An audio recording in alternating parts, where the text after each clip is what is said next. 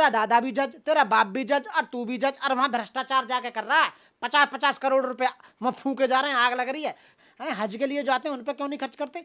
मुसलमानों के और त्योहारों पे क्यों नहीं खर्च करते? केवल जब गंगा नहाने पे। तुम मूर्ख हो, अनपढ़ लोगों को, यदि अनपढ़ और गूंठा टेक लोगों को राजनीति में लाया जाएगा तो वो दूसरे मध्य को, पैसे को उठाकर दूसरे के मध्य में लगाएंगे। वो देश का डेवलपमेंट ही, उत्तर प्रदेश गर्त में जा चुका है। जिस देश में न्याय पैसे से मिलता हो, उस देश का प्रोग्रेस कैसे हो पाएगा, उस देश का डेवलपमेंट कैसे हो पाएगा? ऐसे साथियों नमस्कार। एक जज जिनके घर से जले हुए नोटों का जखीरा मिला, कोई सवाल कोई खबर, और एक कॉमेडियन जिसने सरकार से सवाल पूछ दिया, थोड़ा मजाक के लहजे में पूछ दिया, और एक नेता को सामने रखकर कटाक्ष कर दिया, तो फिर स्टूडियो तोड़ दिए गए, उस पर एफआईआर करवाने की बातें तक होने लगी। ये दोनों खबरें आपस में कैसे जुड़ी हुई हैं, आप ये पूछ सकते हैं। ये ऐसे जुड़ी हैं कि आउटरेज का लेवल किस खबर पर कितना है और कौन कितनी बड़ी खबर है। कॉमेडियन विदूषक का काम होता है सत्ता में बैठे हुए लोगों का मजाक उड़ाना और मजाक के लहजे में सवाल पूछना। जज का काम होता है न्याय करना, निष्पक्ष होकर न्याय करना और अपने चरित्र की पवित्रता को बनाए रख के न्याय करना। एक जज जो कि साफ तौर पर करप्ट पाया जा रहा है, उस पर कोई सवाल नहीं कर रहा, लेकिन एक कॉमेडियन जो अपना काम ही कर रहा है, उसके स्टूडियो तोड़ दिए जा रहे हैं। हमारे साथ सुप्रीम कोर्ट के सीनियर वकील एडवोकेट मनोज कुमार हैं। तमाम सामाजिक और कानूनी मुद्दों पर अपनी राय रखते रहते हैं। सर, पहला सवाल तो यही है कि कौन सी खबर कितनी बड़ी है? क्या जज यशवंत वर्मा की जो खबर है वो ज्यादा जरूरी है, या फिर कुणाल कामरा ने एक जोक कर दिया जो कि उसका काम है, या ये ज्यादा जरूरी है? सबसे पहले मेरा सभी को जय भीम नमो बुद्धाय। साथियों, सबसे बड़ी खबर है जस्टिस वर्मा की। जस्टिस वर्मा ने अपने पद का दुरुपयोग करते हुए न्यायालय और न्यायपालिका की छवि धूमिल की है, करेक्टर पर निशान लगाया है। जो लोगों का विश्वास है, उस विश्वास को तोड़ने का काम किया है जस्टिस वर्मा ने।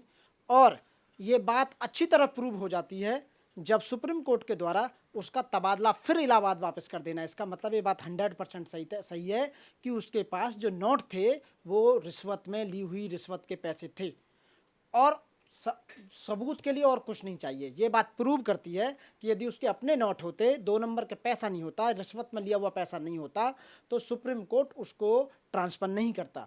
तो इसलिए जस्टिस वर्मा के ऊपर इम्पीचमेंट यानी कि महाभियोग चलना चाहिए, और जो संसद में होगा और उसे तुरंत बर्खास्त करना चाहिए महाभियोग लगाकर, क्योंकि उसने न्यायपालिका की छवि को धूमिल किया है। सभी जज ऐसे नहीं हो, तो मैं कह रहा हूँ सभी जज करप्ट हैं, क्योंकि इस दुनिया में अच्छे लोग भी बहुत हैं जिनसे डिपार्टमेंट चल रहे हैं। सुप्रीम कोर्ट, हाई कोर्ट में जजेज भी ईमानदार भी हैं, डिस्ट्रिक्ट कोर्ट में भी ईमानदार है। ये अपने आदमी किस व्यवहार यानी किस माहौल में पला, किस माहौल में बड़ा हुआ, उसके माँ बाप या उसके पिताजी, उसके दादा रिश्वत लेते होंगे, इसलिए उन्हें आदत पड़ गई है। तो मेरा कहने का मतलब ये है कि ऐसे लोगों को न्यायपालिका में नहीं आना चाहिए। ऐसे लोगों को तत्काल प्रभाव से उन्हें सस्पेंड करना चाहिए, उन्हें घर बैठाना चाहिए, इम्पीचमेंट चलाना चाहिए, और उन्हें कोई भी इस समय केस ना दिया जाए, ना उसे आराम से उन्हें, और इस आदमी पर एफआईआर दर्ज होकर इसे जेल भेजना चाहिए। अब ईडी सीबीआई कहाँ चली गई जो जरूरी था जिस समय? रही कारला की बात, जो अभी तो कुणाल की बात चल रही है, वो केवल इस इतनी बड़ी खबर को दबाने के लिए केवल मुद्दे को घुमाया जा रहा है। लेकिन सच्चाई ये है कि ये जो पैसा जला है, यदि ये तो एक जज के यहाँ मिल गया, ऐसे कितने जज जन करप्ट होंगे? यदि उन जजों के यहाँ छापा मारा जाए तो 50-50, 100-100 करोड़ तो ये हाई कोर्ट और सुप्रीम कोर्ट के जजों के यहाँ मिल जाएगा है। यदि करप्ट डिस्ट्रिक्ट जज भी है तो उसके यहाँ 10-20 करोड़ तो उसके यहाँ भी मिल जाएगा। तो ये न्यायपालिका में बैठकर जो लूट मचा रहे हैं, लोगों के अधिकारों को खत्म कर रहे हैं, संविधान को खत्म कर रहे हैं, आईपीसी सीआरपीसी एविडेंस से ऊपर जा रहे हैं। तो मेरा कहने का मतलब है ये करप्शन कब तक चलता रहेगा देश में?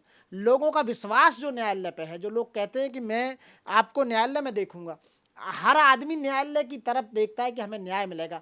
जिस देश में न्याय पैसे से मिलता हो, उस देश का प्रोग्रेस कैसे हो पाएगा, उस देश का डेवलपमेंट कैसे हो पाएगा? ऐसे बेईमान जजों को यदि ऐसे बैठाए रखोगे आप, तो किसी को न्याय मिलने वाला नहीं है। एक दिन ऐसा होगा, यहाँ का युवा जन क्रांति करेगा और हथियार अपने हाथ में लेगा, और पुलिस, हमारे देश की पुलिस फोर्स कुछ नहीं कर सकती, क्योंकि युवा ज़्यादा है, 140 करोड़ लोग हैं। जिस दिन जनता का विश्वास हट गया न्यायालय से, उस दिन यहाँ कत्लेआम शुरू हो जाएगा, और जो लूटपाट मच रही है, ये लूट कर अपने पास ले जाएंगे सारा पैसा।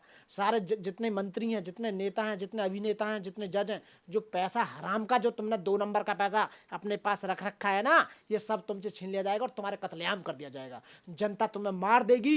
इसी तरह यदि विश्वास हट गया तो एक दिन, तो इसलिए न्यायपालिका के विश्वास को कम किया है आपने। इसलिए न्यायपालिका के विश्वास को बनाए रखने के लिए इस आदमी को तुरंत जेल होनी चाहिए, FIR दर्ज होकर।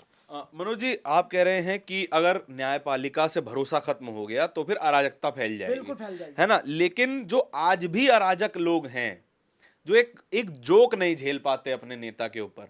पहले तो नेहरू जी के ऊपर कितने जोक होते थे, लालू जी के ऊपर कितने जोक होते थे, मायावती जी के ऊपर कितने जोक होते थे। उन्होंने तो इस तरह के, उनके समर्थकों ने तो इस तरह का नहीं किया कोई एक्शन। मैं ये कह रहा हूं कि जिसके जो अनुयायी हैं, जो उसे मानते हैं, मानो मोदी जी हैं, तो मोदी जी के जो चाहने वाले हैं, जो जो जो उनके समर्थक हैं, जो उनके अंधभक्त हैं, तो मैं उनके लिए एक संदेश देना चाहता हूं। अरे यहाँ इतना आदमी, मैं कह रहा हूं भारत के संविधान से ऊपर क्या कोई है? भारत का संविधान सर्वोपरि है, उसमें तुम्हारे अधिकार दिए हुए, आदमी सर्वोपरि नहीं है। मोदी जी तो कितने आए और कितने चले गए, अब से पहले कितने प्रधानमंत्री आए और इसके इनके बाद में कितने प्रधानमंत्री जाएंगे। तुम्हारे फ्यूचर को सत्यानाश कर दिया। भारत में 185 लाख करोड़ रुपए कर्ज कर दिया। उत्तर प्रदेश में 9 लाख करोड़ से भी ज्यादा उन पर वो है। एक आदमी के हिस्से में 36,000 रुपए उत्तर प्रदेश के में आ रहे हैं। जहां जहां बीजेपी की सरकारें रन कर रही हैं, देश के पूरे पूरे जितने भी इंस्टीट्यूशन है उनको बेच रही हैं, विदेशों से पैसा ले रही हैं। अरे तुम ऋणी बना दिए, तुम्हारे अधिकार खत्म कर दिए। और ऐसे जजों को, जैसे ऐसे जजों को मैं कह रहा हूं जेल भेजो।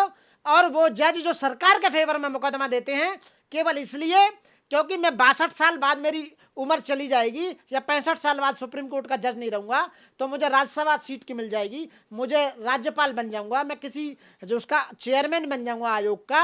अरे लानत है तुम ऐसे जजों पर, मर जाना चाहिए तुम्हें डूब के। यदि तुम्हें ऐसी सीट मिली है तो उस सीट का क्या फायदा तुम्हारी का? तुम केवल 7 पीढ़ियों के लिए पैसा इकट्ठा कर रहे हो, आने वाली औलाद तुम्हारी उसे नस्ते नाबूद कर देगी। जो तुम इतना पाप कमा रहे हो देश के लिए, जो जिन लोगों से पैसा लेकर जजमेंट दे रहे हो, तुम्हारा फ्यूचर तो खराब है। तुम उस पैसे का करोगे क्या? तुम्हें इतनी सारे सरकार के द्वारा सुविधाएं मुहैया कराई जाती हैं, तुम्हें नौकर चाकर सिक्योरिटी, आपको कोठी बंगला, खाना पीना, पेट्रोल, हवाई जहाज, हेल्थ, सब कुछ मिलता है तुम्हें, और कई लाख रुपए तनख्वाह मिलती है। उतने उसके बाद भी तुम भ्रष्ट हो रहे हो अपने चरित्र को। तुमने न्यायालय की कुर्सी, डिग्निटी को मेंटेन नहीं किया, उसे धूमिल किया है। तुम जैसे इंसान को सजा होनी चाहिए। मनोज जी, आपने कहा कि सजा होनी चाहिए। एक तरफ जज साहब हैं, दूसरी तरफ मैं दोबारा कुणाल का ही एग्जाम्पल लूंगा। स्टूडियो जो है, जिस स्टूडियो में वीडियो रिकॉर्ड हुआ, इंडिया हैबिटेट सेंटर, वहां पे शिव सैनिकों ने घुस के, जो एकनाथ शिंदे की पार्टी है वो, उसके कार्यकर्ताओं ने घुस के तोड़फोड़ मचा दी।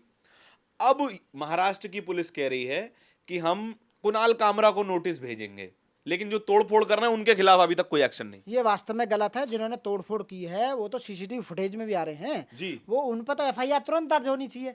ये तो मानहानि का मामला या जो भी बनता है वो तो बाद में देखा जाएगा।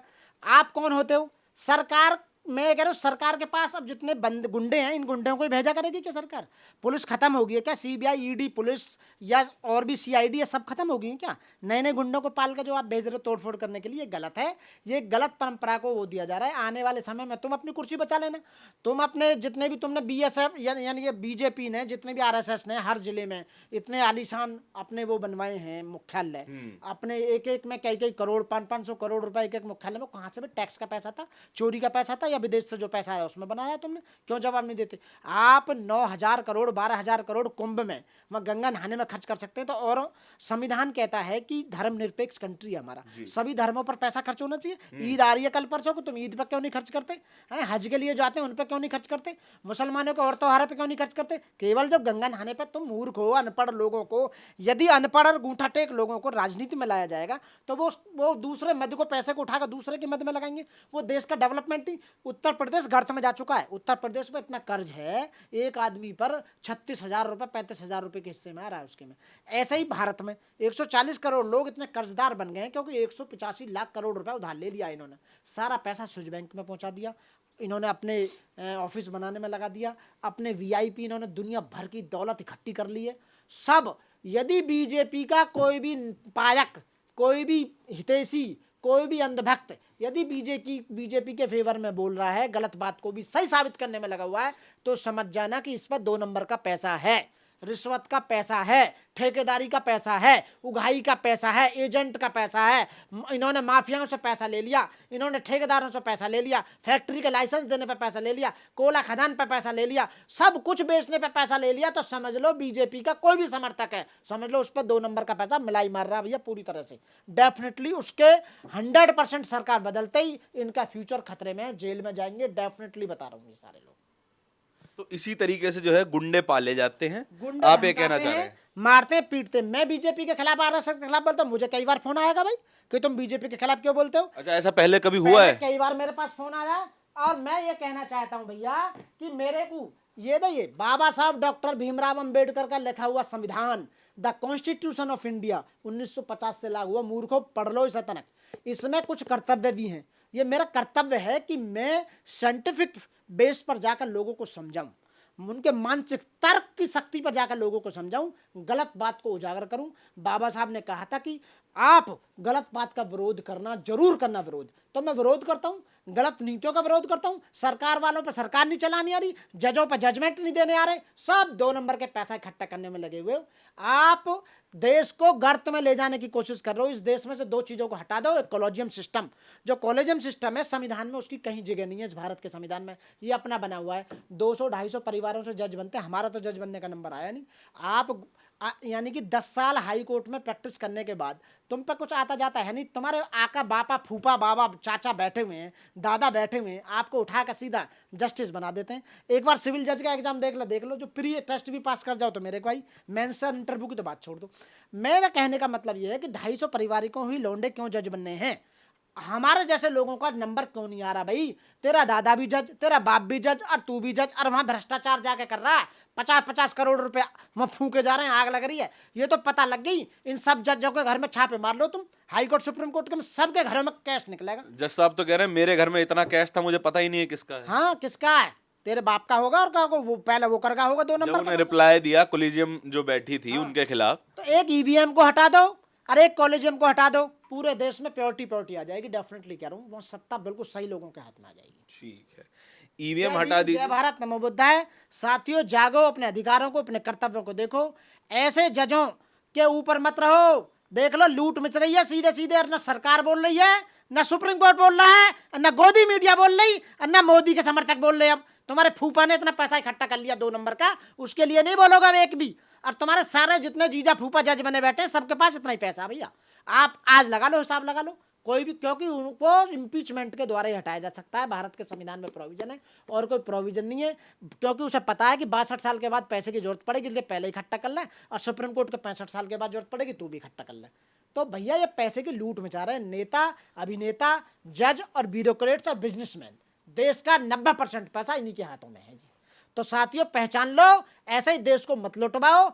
आप सच्चे देशभक्त हैं, हम सच्चे देशभक्त हैं, संविधान के समर्थक हैं, संविधान के हिसाब से बोलते हैं, संविधान हमें बोलने की गारंटी देता है।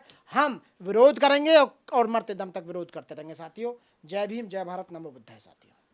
तो देखिए कि खबर क्या है उस पर ज्यादा ध्यान जरूरी है कि क्या एक जज का ईमानदार होना या बेईमान होना ज्यादा बड़ी खबर है, या फिर किसी कॉमेडियन का कुछ कह देना ज्यादा बड़ी खबर है।